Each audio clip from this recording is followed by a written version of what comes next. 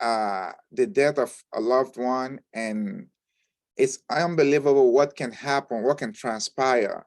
So I see the tail end of this thing literally every day. I have two or three situations right now that I'm dealing with there not being a set aside trust or instruction for when we passed on. And I know, especially in the African American community, we tend to feel like that's going to happen to somebody else. It's not going to happen to me. But the truth is, it can happen to any one of us at any time. The only time we have on this earth to do good is when we have it. You know, you could be walking out. Most accidents happen within, 10 minutes of your home. When people are the most relaxed, like I don't have to put on my seatbelt, and boom, an accident happened, and that life transpire. So I just feel like we got to be an advocate for understanding this and understanding that you are not in a life sentence when you put these things aside and set it up, because you just avoiding hell that can happen to people you love, especially if you should have somebody specifically you want to give your asset to when your life transpires. So it's really a great pleasure to meet our guest speaker today.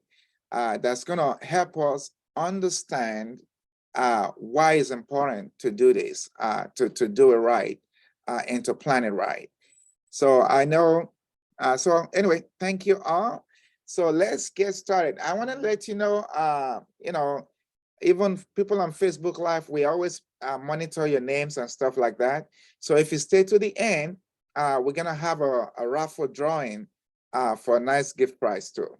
So, all right, next slide.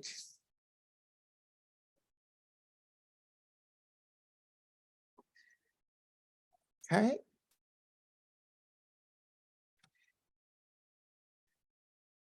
The slide.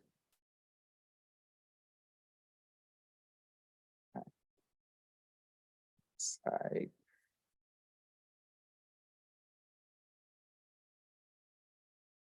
Wendy. Jesus. Okay. I think I can pull up one myself.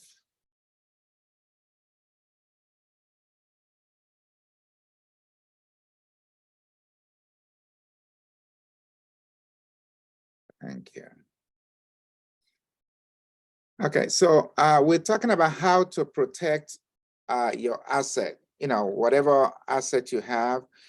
Um, first people wonder, like, most people don't think they have an asset. They think, okay, I have a house, it's not a big deal. It can be a big deal. What are the different assets that you have? As simple as a term life insurance, everybody has that, right? Either it's 200,000, it's $2 million, whatever that is wealth that can be transferred if life moves on from you. Jewelries, even cars, especially luxury cars, right? It's just a lot of, your 401k, your it's so many. If you really, the attorney is going to talk to us about how we put this thing together. Most of us just don't realize we have it. We don't even take inventory of it.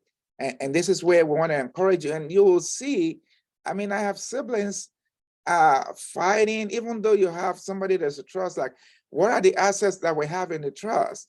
It's not identified, like, oh, this person is taking the money, the bank account is taking this, So we want to avoid that and getting an understanding of what we have and what to do with it. So we're going to talk about that. My name is Gary Nix. I'm a broker associate. I would say I'm a broker myself, but my license is under Keller Williams Realty. And I've been doing this for, 15 plus years. Been in over 600 transactions, which is a lot for an individual. So I'm very thankful for that. But it's really in helping a lot of people navigate the world of real estate, right? Let's move on for me. And my guest speaker, Monica, can you just say a little bit about yourself? Sure, I'd be happy to. Good morning, everybody. My name is Monica Goyle. I'm a certified specialist in estate planning, trust, and probate. I'm a partner at TLD Law, and my main office is in Long Beach. I also have an office in Irvine where I meet with clients. I've been doing this for a really long time. My breadth of practice extends from estate planning to trust administration, probate administration, and I help a lot of people with transitional issues regarding incapacity, when loved ones are incapacitated and either a child or another relative or appointed fiduciary needs to take over. I help families with those transitions. I'm really happy to be here with you guys this morning and to talk about estate planning. Awesome. Thank you very much. And we're going to get a wealth. I really hope people come off Facebook and come on the Zoom, because that's when you can really ask questions. So again, how do we come about this wealth? You know, in our daily living, we come across wealth. The simple one to do, of course, is if you own a home, that's your source of wealth, right? But you know, your savings account is your source of wealth. Any accounts you have, you know, stock account, bonds account, asset account, all of those are wealth that you are amassing together. And all these transfer to a value in dollars, right? You know, so again, we just want to encourage people who want to take inventory of this to understand that, you know, sometimes we don't realize it. You may be a millionaire because you have all this asset, but you don't really look at it day to day, like, you know, I'm just trying to make a living day to day. But, you know, you have, you know, $400,000 in a 401k, you have a bond account. When you retire, or, you know, sometimes your job have an account for you that if when you retire, you can plug into those accounts. Well, if something happens to you, that's still wealth that comes to your family, right? So it's really important to take inventory of this stuff, know where they are, and, you know, put them together and see, oh, I'm worth $1 million, I'm worth 2 million, maybe you're worth 10 million. Now, when something happens and you move on, who do you want this wealth to go to? So we're gonna, that's the tree of wealth. You know, you build it together, and who do you want it to go to? So today, again, my pleasure is inviting Monica as our guest speaker, who's gonna talk to us about what to do when we build this wealth together, when we put this wealth together.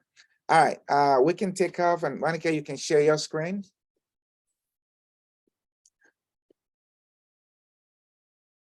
Can you see the screen? Yes, yes. Okay, great. Let's go ahead and get started then. So as Jerry was just mentioning, what really makes up the estate? What are your assets? It's literally and simply everything that you own. It's your home, any other real estate, bank accounts, investment, retirement benefits, IRAs, insurance policies, stocks, bonds, mutual funds, and your personal jewelry and personal property. When you start adding it up, especially when you add in the death benefits from any insurance policies, you may find, like most people do, that you actually own way more than you think. And it's time to do the planning. So remember that a well thought out estate plan takes into account all of your assets and your disposition on what happens when you pass away. Our years of experience have clearly shown that the best results are generated when all of these puzzle pieces are put together and fit into a coordinated plan.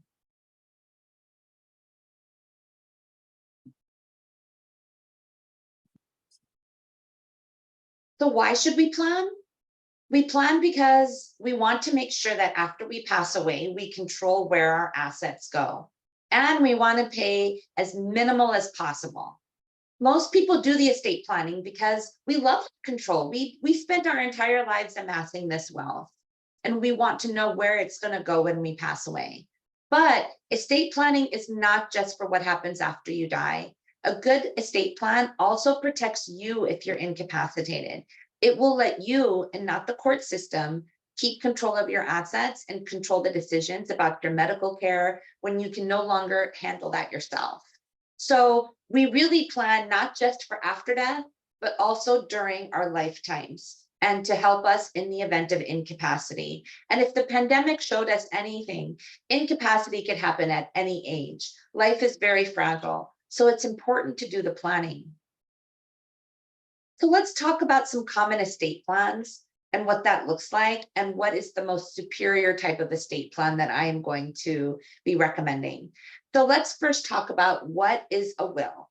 A will is a written document that sets forth where you want your assets to go when you pass away. But it only controls assets in your name alone. And unfortunately, in California, if you have no documents at all or only a will, your will goes through probate court. And in California, when you hear the word court, you would think dollar signs. It's extremely expensive to go through the court process in order to get your assets to your loved ones in a probate administration. You have to jump through so many hoops. You have to pay so much money in statutory fees that by the time your loved ones get it, the estate has been substantially diminished. So it really doesn't give your loved one much control over what happens to your assets.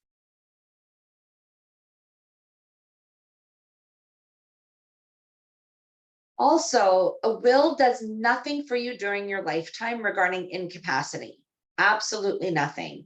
So we always recommend that you do a durable power of attorney or a healthcare directive in order to name the people that you trust to be able to make medical decisions and financial decisions for you in the event of incapacity. So sometimes a healthcare directive is also called a living will in other places. That healthcare directive lets your doctors know the kind of life support treatment that you want at the end of your life, when you want the life support to be removed. And a durable power of attorney allows legal authority for someone to manage your finances in order to pay your bills, pay your taxes, talk to Social Security, or discuss medical insurance claims. So the Advanced Healthcare Directive ensures that your loved ones can access your medical records and make those really important end-of-life decisions with your doctor. The problem with doing nothing, like I just mentioned, is that your estate goes through probate administration. And even worse, you have no choice over where your assets go. The state of California is going to dictate that for you. So whether or not you wanted it to go equally between your children, that's what will happen.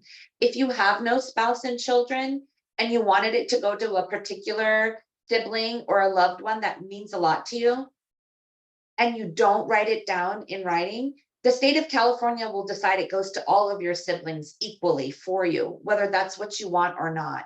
So unfortunately, doing nothing means you have absolutely no control over where your assets go at your death. And even worse, there's nothing in place during incapacity. So your family has to get what's called a court conservatorship over you in order to be able to make medical decisions and handle finances. And a court conservatorship is an extremely expensive legal process. Some people put their assets into joint tenancy. This is not a very good idea for a lot of reasons. In joint tenancy, you have the right of survivorship. So if it's in two people's names and one passes away, the other inherits the asset. The one good thing about it is that you initially avoid probate because it goes to the survivor, but it only postpones it because when the survivor dies, it then goes through probate. So it can result in disinheriting when you don't intend it, because some people put one kid on their accounts or on their property in joint tenancy, thinking that that sibling or that child is going to share it with their siblings. And really, they have no legal obligation to do that. So if you make the mistake of doing only joint tenancy, you could be disinheriting all of your other children, even if that's not what you intended. It also does nothing for you in the event of incapacity. No one else can help you manage that asset. And I always tell people, when you put someone on as a joint tenant, you're making a gift. There is no take backs. There's no takebacks. It's very difficult to remove that joint tenant once you give them the property. You can't take it back. So if relationships go wrong, or if you put your good son, for instance, on your property as a joint tenant, and that good son marries someone not so nice, you don't really like your daughter-in-law, and or it goes through a divorce, you can't take it back from your son unless he cooperates with you. So it's really a problem. Even worse, if that good son had tax problems or debts of his own, suddenly, because you made him an owner on your property, his debts can be collected on your property because of the gift that you made. So it's really not a very good way to do planning. It leaves you open to too much liability. And I always warn clients, especially now because the laws have changed. There used to be a parent-child exclusion where there was no reassessment for property taxes for adding your children onto property. But unfortunately, that law changed in 2021. So now transfers between parent and child can be reassessed unless it's a very special circumstance or exceptions. So in general, I warn people before they just add their children onto the property now. That's the thing about giving your assets away or adding them as joint tenants. You lose control. You've basically given it away. You think that you're making it easier by adding your kids onto your assets, and that way they can access it if you're incapacitated, they can do what's needed when you die. But just remember, never say never, because here's the one thing, here's the one time, for instance, you're better ignoring it. Never give your assets away, not even to your children, because it can turn out to be something that you did not intend. Those good children may or may not stay good children, and they might have relationships that affect their judgment, and that will therefore affect your assets. So some people try to avoid having to do any estate planning by doing beneficiary designations. They'll list the beneficiary on their accounts. This is especially important with 401k, IRAs, and life insurance, and annuities, actually. Those are very common assets where you list the beneficiary as the pay on death beneficiary. But you can't list the pay on death beneficiaries for all assets, and it's not a cohesive way of planning. And it really does nothing for you during your lifetime in the event of incapacity. No one will be able to access it if you're still living. You also cannot list a minor as a beneficiary on these pay on deaths. So if your children are young, this really doesn't work at all. The more superior way of doing estate planning is truly to do what's called a revocable living trust. The revocable living trust is a document that sets forth in writing where your assets go when you pass away. But more powerfully, it also helps them manage those assets for you if you're incapacitated. So the revocable living trust avoids probate at your death. It prevents court control or a conservatorship if you're incapacitated. It's an extremely private document. You are not required to share it with anyone or to file it with anyone. All of your assets can stay in your trust. You can buy, sell, or refinance just as you can now. It prevents unintentional disinheriting because you don't have to list only one of your children as the beneficiaries. You can list all of your children as beneficiaries and make sure everyone receives equally. And even better, you can control it. If one of your children has special needs, is developmentally disabled, we can create a special needs trust so that they still qualify for their benefits. If one of your children has addiction issues or money management issues, you can still leave them money, but have it held in trust so that they don't get control of it and they can't lose the money with their poor spending habits. The trust gives you maximum power, even after you pass away, to be able to control your wealth and money and how it gets distributed. And the most beautiful thing about it is it really eliminates or reduces the taxes that are due when you die. This is what it looks like when you have a probate administration.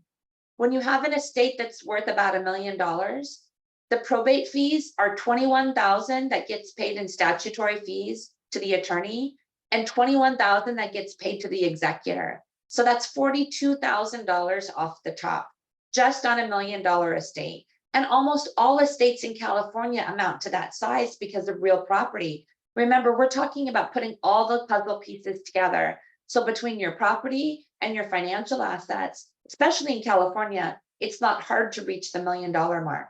So think about the enormous fees that are getting paid in a probate. You really want to avoid that because you want to keep control of your assets.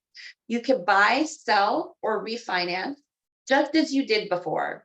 You can change, it's a revocable trust. So as relationships change, you can change the documents. You can control what happens. You can list very specific instructions. For instance, you can say that it doesn't get distributed to your children until whatever age you want, whether that's 18, 25, 30, 40, or for their lifetime. You can keep it in trust for their lifetime if they have special needs or if they have addiction or money management issues. You can control that money. Another really great thing is that with the special needs trust, you can still allow your loved ones to qualify for Medi-Cal. And you can make sure that that supplemental money is there for their lifetime. The other beautiful thing now about a revocable living trust is that if you as an individual are also receiving Medi-Cal benefits and you qualify for benefits based on the ownership of your home, one car, and financial assets in an amount that qualifies for Medi-Cal, Medi-Cal will not recover against your home when you pass away, so long as it's in a revocable living trust. If it goes through probate and you receive Medi-Cal benefits, Medi-Cal will put a lien and recover those assets from your probate estate upon your death. So that's just another huge payment that has to be made out of a probate before your loved ones can ever receive anything from your estate. So the important thing to do is to set forth a 6-step plan of action. First, take an inventory of your assets and debts. Find out the current net value of your estate and see how much of your estate might be over the exemption amount and what, if any, taxes are due. Write down your objectives. This will help visualize what your intent is when you pass away, so that we as attorneys can write the trust in a way so that you can maintain maximum control over your assets when you pass away. Select a good professional to help you, someone that you feel comfortable talking to, someone that you can share the information with, and someone who can help you decide on which strategy is best. I would strongly beg you not to try to use free self-help programs on the internet like LegalZoom. I've seen so many poorly drafted documents because people don't have the know-how or knowledge on what they should be marking on those documents and how those documents should be prepared. So when they try to do it on their own, they're not getting the maximum help or strategizing that will help them make sure that their intent is seen at the end of their life. So even though it does take a little bit of money to hire an attorney, it's far less than the, for instance, $42,000 that we just saw that would be paid in probate fees, and far less than trying to do it yourself and having very problematic documents when you pass away. So make sure you select a proper professional to help you. Let that professional prepare the legal documents for you rather than doing a self-help program. Once you do that, put your plan into action. Some of these assets will go into your living trust, and others might be named with specific beneficiaries like an IRA or 401k. But your attorney can give you the proper instructions and make sure that we help do that. The most important thing about putting the plan of action in place is that once you create the trust, your assets have to be funded into the trust. Most importantly, your real property. A deed needs to be recorded to show that it's now in your name as trustee of your trust, rather than just your individual name. Because if you can imagine a trust kind of like a fishbowl, if things are floating outside of the fishbowl into the ocean, it's still going to be subject to probate. But if we contain everything properly into that fishbowl, you can still sell, buy, refinance as you can now. It doesn't take away any control of your assets, but it keeps it neatly organized into that fishbowl so that it never goes through probate administration. After you put that plan into action, review the plan as needed, because remember, these documents are revocable and amendable, and relationships change. For instance, I have a lot of families that do estate planning when their children are minors, and they select the appropriate guardians. They put the right people in place who will take care of the money for the kids until they're a specific age. But fast forward 10, 15, or 20 years, their children are now older. And if their children have grown up to be responsible money managers, it'll make sense to change those roles. And even though the children are beneficiaries, to now change the children as your durable power of attorney, your healthcare directive, and as trustees of the trust.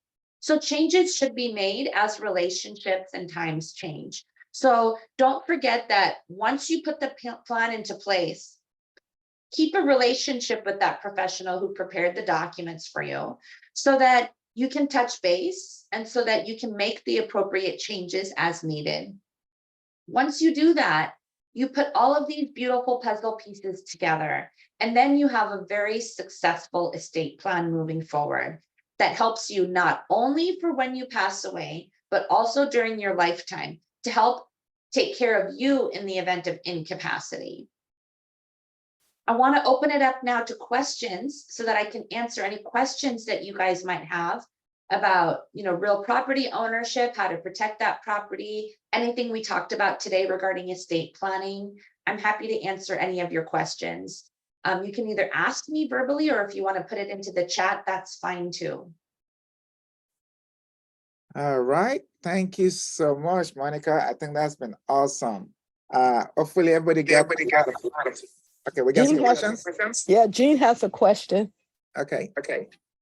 Okay, so so me and my husband own a house, so we should go ahead and put that in a living trust so we can protect our home.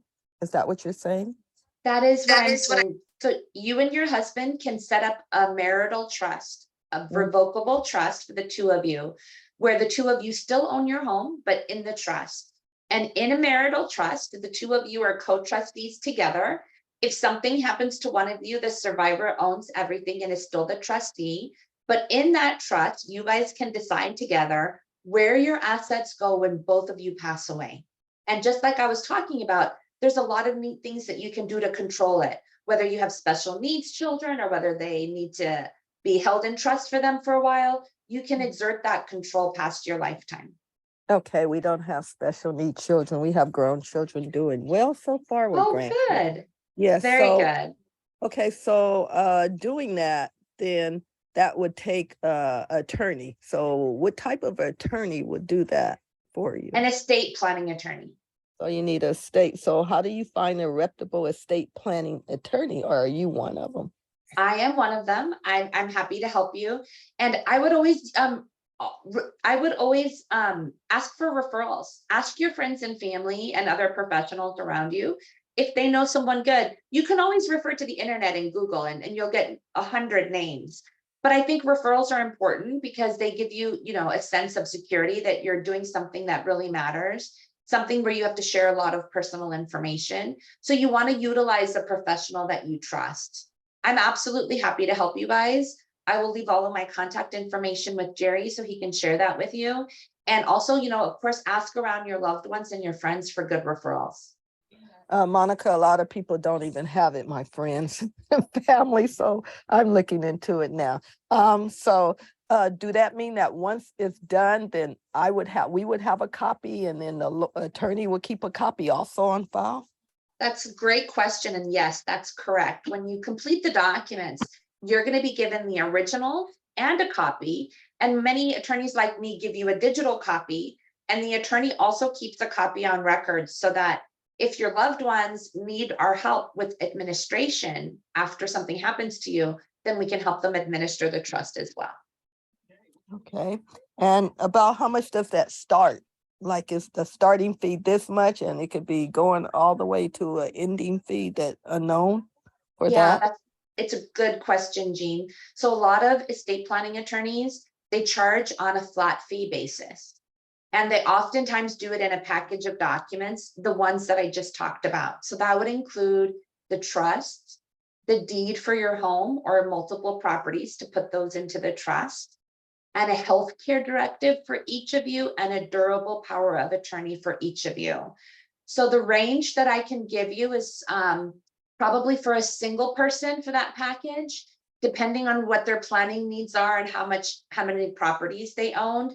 That could range from $1,500 to about, say, $3,500 flat fee. And for a married couple, I would say that it starts around $2,500 and ranges to about $4,500, depending on what their needs are. Okay, thank you. You're welcome. And thanks for asking that. But it's really important to understand your wealth, while most of the bigger wealth you have is your home, but that's not the only wealth you have. Everybody has, at the very minimum, a term life insurance, if not a whole life insurance, right? That's part of your wealth. If you have a $500,000 life insurance, that's part of your wealth. So that's, you know, like she's saying, in California, it's very unusual. It's very common that you have over $1 million in a state. We just don't realize it. We just think, oh, I only have this. Maybe I have 100,000 or 200,000 in my bank account. That's not it. It's everything else. Because, you know, when people pass away, you see kids fighting over this account and that account. You know, even when we did a probate on a house, there was still, you know, fighting over other assets, and we had to quickly do the probate on the house because it was a reverse mortgage that the bank was going to take over, rather than giving the family almost $250,000 of wealth. So it's being mindful of this. Does anybody else have any other question? We've got the benefit of Monica in our hands right here. I want to make sure everybody. Let me touch on a few other things, Jerry, that you just brought to mind. You know, when a real property goes through probate, you do have to go through proceedings to get the sale of the property through the probate proceedings. And sometimes that requires court approval. And sometimes time is of the essence, just like Jerry mentioned. There might be a reverse mortgage involved. The property might be in foreclosure. And so these things are a severe detriment because it takes away the amount of wealth that will be left for the family because of these increased costs. And so it's really important to be mindful about real property and how it's handled. I see too often people try to avoid doing estate planning by adding people's names to the property. And that almost always results in a probate, because if someone passes away, for instance, even if you add your son or an uncle or an aunt for the purposes of financing, you have now made a gift that you can't just take back.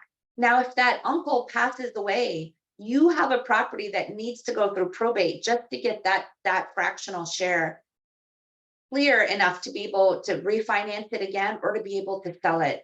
So you have to be really careful when you're adding people's names to the property. Even worse, in this environment right now, the assessor is very, very aggressive about reassessment. So if you add people's names to the property, even if siblings try to do some kind of buyout of one another, it's going to result in reassessment.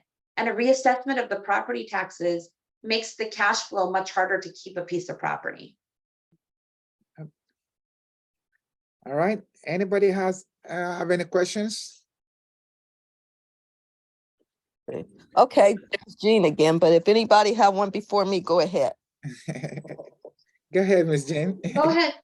Okay, so when you're doing this, when you do the durable power of attorney, okay, say we have 4 kids, grown kids. So, Okay. and you, of course, you trust one, but you don't know how they're going to do, but they must go according to the trust. Am I correct? What you put in there? Yes. Yeah. So Jean, that's a good question. So first, spouses usually name one another. Okay. So you and your husband would name each other, and then you would pick 1 or 2 of your kids that you thought did the best with money and making decisions to list them in order after that, after you and your husband. And you really have to trust your gut and instinct on their responsibility. If you have any question in your mind about their ability to do it, don't name them, because you're giving a lot of power. You're giving a lot of power at a time when you're incapacitated or vulnerable, and you won't be able to monitor it yourself. So you want to make sure that you're making good decisions about the people that you trust and appoint. That is important. Yes, yes. So, but that person would have to go ahead in the, let's see, we were doing, oh, okay, were we doing a will too in there when you said that? Yeah, you can do a pour over will, but remember, you don't want to rely on the will in California. It'll go through probate. So the main documents you really want to Trust. rely on Yeah, are that's right. I the call it will. durable Trust. power. Yeah, Yeah. the So durable dur- power of attorney and the healthcare directive. is the durable power of attorney like a trust? No, it's a completely separate document that comes into effect if you're incapacitated. Okay, okay, because my mother had a trust and I was the trustee, so I had to go That's according to. correct. So I there's had two to go. different documents. You'll be the trustee of the trust, and you could be separately, you could be the attorney in fact under the durable power of attorney. Yeah, I'm confused, but it's okay. I know that we'll talk later and you get Sure, me. I'm happy to help you with your mom's stuff too. If you're the trustee of that trust, I'm happy to review it with you and help you there. Okay, thank you. Okay. And what are your hours? I work normal business hours. Our offices are open, and if you need to be accommodated, I could do remote meetings, after hours. So what are your office hours? They're from 8 to 5, Monday through Friday. 8 to 5. Okay, because I do see your information in here in the chat. Yeah. Thank you. Yeah, I put my email address and phone number to make it easy to contact me. Yeah, I did see it. Thank you. I appreciate that. You're welcome. All right, so I am sure we have some other questions. Anybody else? Yeah. Guys, this is really, really remarkable to have an attorney at our hand to answer questions regarding trust. All right, so I just want to make some comments. I've dealt a lot of trust issues, and when it goes right, I had a doctor that his friend, a colleague of his, was a trustee. And it was a great thing because his asset was, close to $10 million. And they've got, him and his wife combined have like 6 kids, one from a previous marriage for the wife, and then 5 that they had together. And it would have gone really sour if the colleague was not the trustee, because all of the kids were gunning for everything, but they all couldn't do anything because their dad has the trustee, and the trustee, he just go by what his friend has given him to do, and it was done properly. Everybody got what they need to get, allocated to them. So it's not just family member. If you have kids that you don't trust, that money, you know who you raise, how they do, and find somebody that's reliable and trustworthy to be the trustee of the trust. That's the key. Anybody else? I have a question. Can you hear me? Take her to her, take her this, but it could go later. Yeah, Lisa, go ahead. So I would like to know, I have someone who named me to be a trustee or a power of attorney, and they have an estate or multiple homes that are worth a lot of money, and it's a friend, but I don't know anything about what her wishes or the directives are. Is it true that the power of attorney or the trustee should have a copy of the actual trust so that he or she knows how to fully understand what to do in the event that person leaves? Yeah, that's a good question, Lisa. The thing about it is that some people are more private than others. And while your friend is still living, they can still amend or revoke those documents. So depending on their privacy feelings, they may or may not want to share it with you right now, only because they might still change it in the future or because they're very private. You should at minimum know where they keep the documents, because if they were killed in a car accident tomorrow or died of a heart attack or became incapacitated, you would need to access those documents to help them right now. But you can't force them to share them with you because they are amendable documents and they're technically private. So that's a relationship thing between you and the friend. It might be good to at least start having some minimum conversations about what their intent is, what they see their healthcare future looking like, what decisions they would want you to make regarding end of life decisions, like when to remove life support or how long to keep a feeding tube or those types of things, at the end of their life. Those are conversations you should have. And then when the time comes, if you need to administer the estate, you should seek out the help of an attorney, because being a trustee can be a thankless job and there's a lot of liability involved. So you want to make sure that you're doing it right, especially with regard to those properties. And those are things that any attorney like myself or other estate planning attorneys can help you with. Okay. Thank you. Thank you for a good question. Anybody else? Okay, if nobody, Jean has, Jerry, but go ahead. I'll wait till he finished. Jerry, Yeah, go ahead, my man. I got a question. My mic has been acting up. What if you have one in place and you want to update it? How will we go about doing something like that? You can take What it would to be any attorney. You can take it to any attorney with the documents. They can review it with you, help you understand what you already have, and talk about updates, because the documents are amendable and revocable. They are amendable. They Right. are amendable and revocable. Yeah, that was a major question that I had, but I was having issues with my mic. But yeah, thank you so No much for answering problem. that question. welcome. Typically, just question, what would something like that go for? It depends on updating. I can't really give you that cost because we'd really need to know what the updates are involved. But it's usually a flat fee. It's pretty reasonable.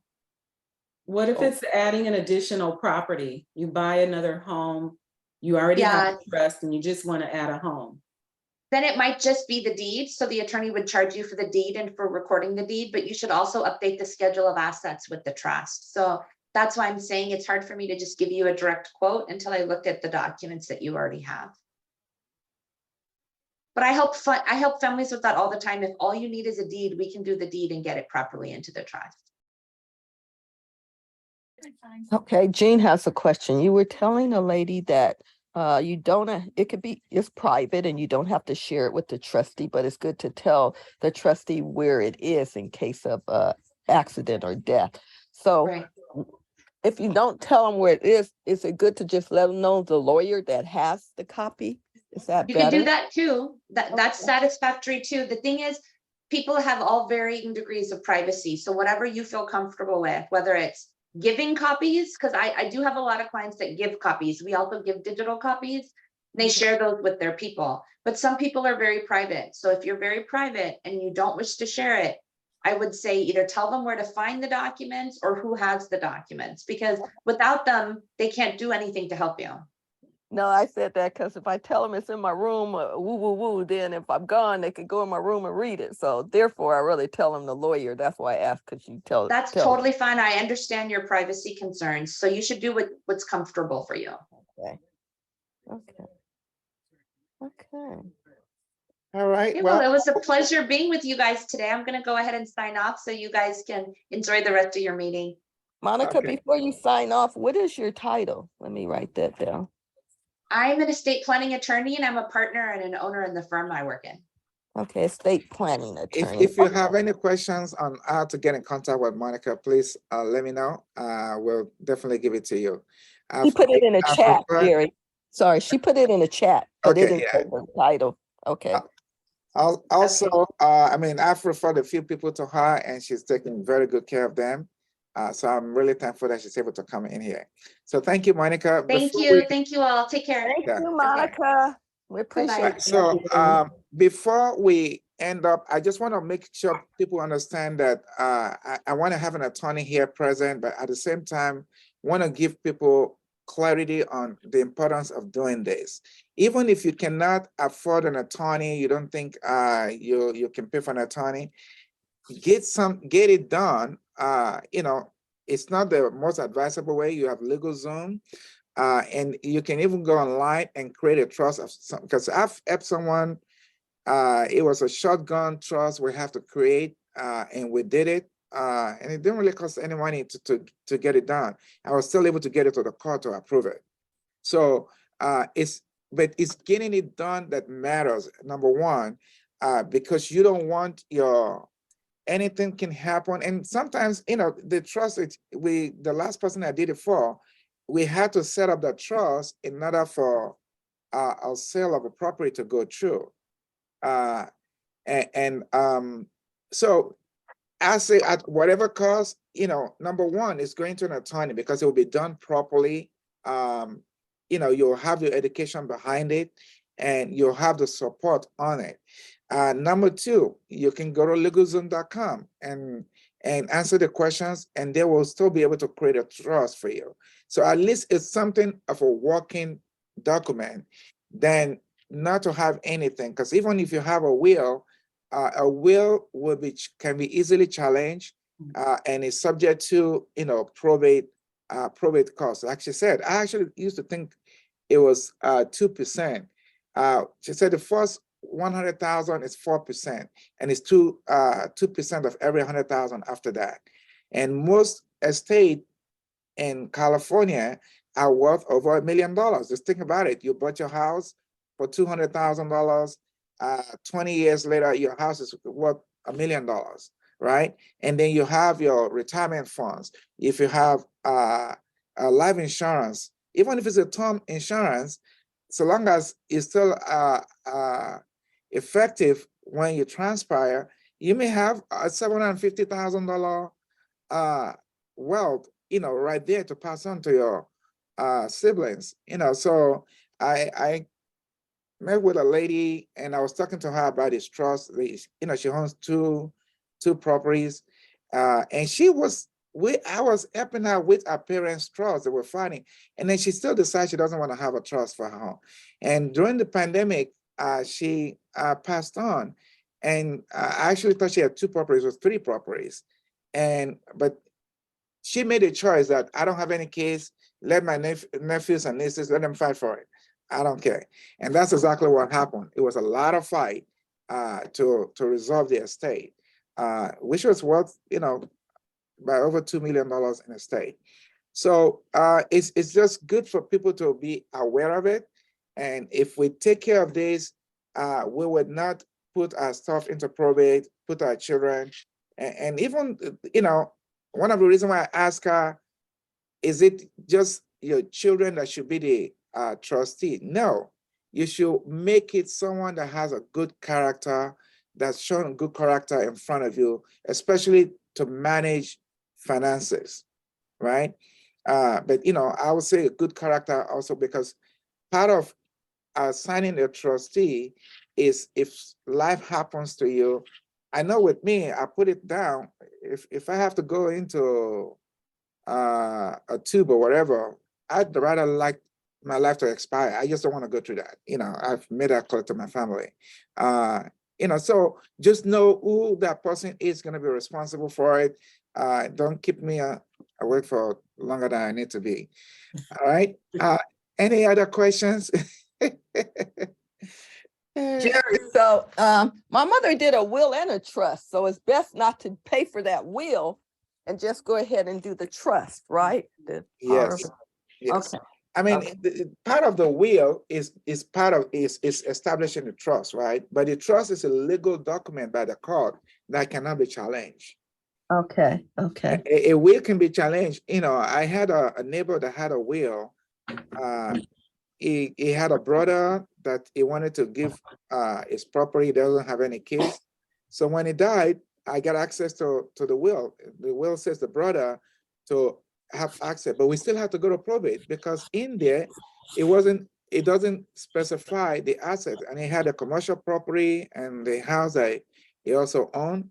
Okay. So we have to take it to probate. And the brother was mad because probate still consumed, almost $50,000 of the wealth he acquired. And he was upset about that. I tell him to calm down because, he still made about 1.6 million. Oh, well, I was saying that because it was done by a lawyer too. So to me, the lawyer stole her money when she told her she had to do a trust and a will. A Yeah. will and a trust. Yeah, that's the way I feel. So now I know I won't go to her. All right. Well, thank you all for staying on. We really appreciate it. You're welcome. Let's see. Wendy, let's do a drawing for who's gonna win. We have a ticket to go to Carolina Island. I think it can take up to 3 people to go to the island and back, and this is a great time to visit the island anyway. Okay. Yeah, yeah.